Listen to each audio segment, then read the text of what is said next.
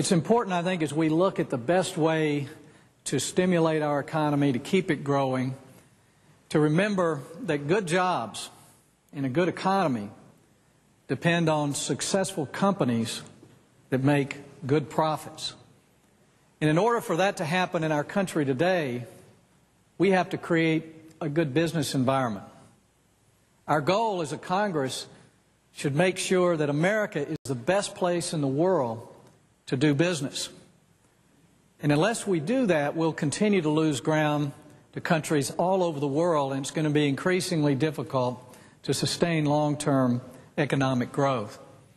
So now, instead of trying to fix some of the systemic policy problems in our country, we're talking about an economic stimulus plan, which I have yet to hear, at least on the Republican side in our private meetings, one Republican defend that plan as good policy.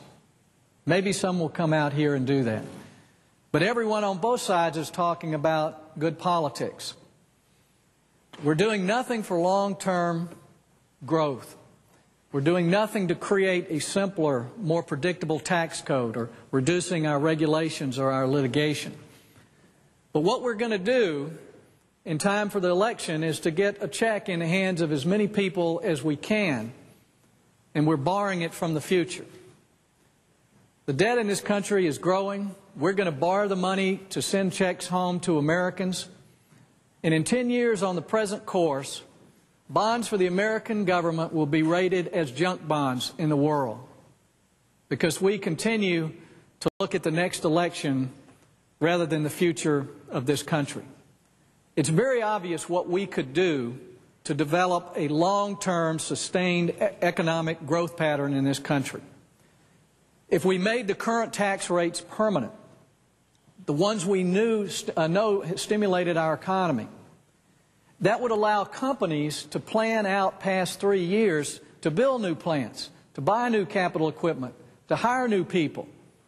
But right now, American companies who are trying to do business here in this country do not know what their tax rates are going to be after 2010. In fact, if we do nothing in Congress, they know they'll experience the highest tax increase in history in this country. Yet we're not even willing to talk about it. All of us here know that we need to lower our corporate tax rate to at least be comparable to Europe at the 25%. Yet we're not doing it.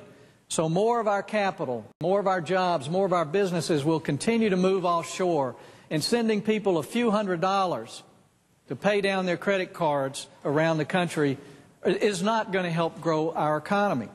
The most important thing we need to do is a predictable, permanent system in our country where people can do business and be competitive around the world.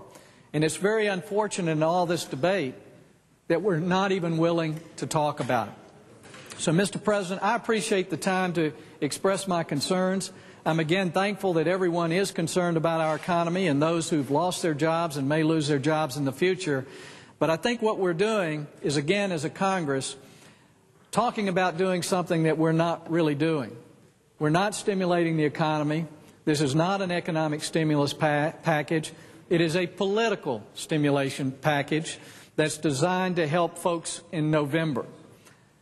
I know every American needs a check.